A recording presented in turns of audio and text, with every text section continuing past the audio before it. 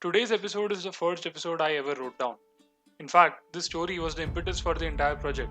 Unlike the previous episodes, all the four elements we'll discuss today are the same word. What do you think when I say the word pirate? You probably think of the popular books, movies, and amusement park ride franchise, Pirates of the Caribbean. But you may also think of a black flag with skulls and bones. Well, that imagery is often attributed to an English pirate named Jack Rackham.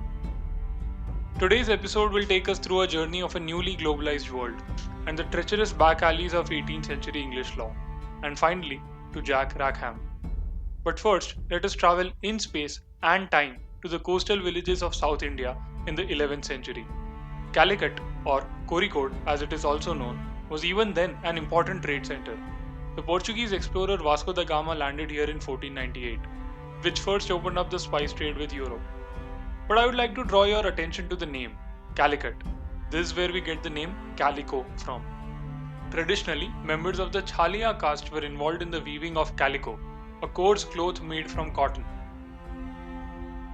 The English only wore worsted cloth, which is made from wool, until the British East India Company flooded the markets with colourful calico prints sourced from India. They were coarser than wool, but cheaper and hence exceedingly popular, to the detriment of English enterprises. To save the woolen industry, a Protectionist Act, the first of two Calico Acts, was passed in the Parliament. This led to an increased demand for heavier, undyed variety of cotton known as fustian. Hopefully, you haven't found this digression to be fustian. In 1720, restrictions were once again placed on the import of finished cloth. These events forced the Indian economy to move from sophisticated textile and finished cloth production to exporting raw materials. This is often seen as the first step in a long drawn out process dubbed deindustrialization. This cloth travelled through Lancashire mills to North America, where, through an oft seen linguistic divergence from European use of English, the word calico was used to refer to the prints and not the fabric itself. Which is why calico cats are cats with a patchy orange and black coat. Calico crabs have a leopard type pattern, and calico goldfish are any goldfish species with multicolored scales. Anyways, back to our friend Jack Rackham. He wore calico clothing and hence the nickname Calico Jack. Jack pirated towards the end of the 8-decade-long golden age of piracy, after the end of the War of the Spanish Succession of 1780, when a lot of sailors were out of work and hence turned to piracy. The first record of Jack was of him working as a quartermaster with Charles Vane, a pirate captain. A quartermaster has enough powers to act as a counterbalance to the captain of the ship.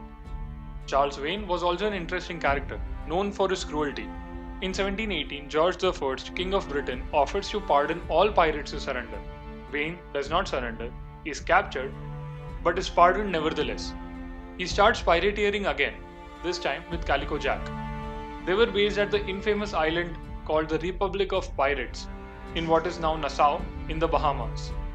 That same year, off the coast of New York City, they encountered a man of war. No, not the scary looking jellyfish-like creature, but a type of large warship.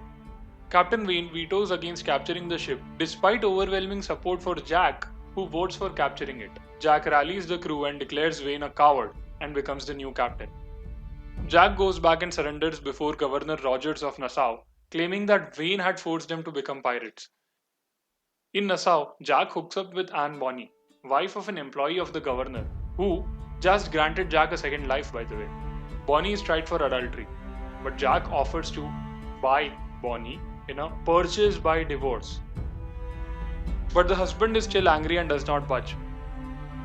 Bonny and Jack, flee and become pirate partners. Another member of the crew is someone by the name Reed.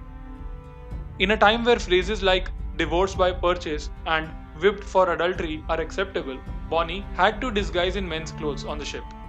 Bonny is said to have proclaimed her attraction to Mr. Reed when it is revealed that Reed is actually Mary Reed, a woman.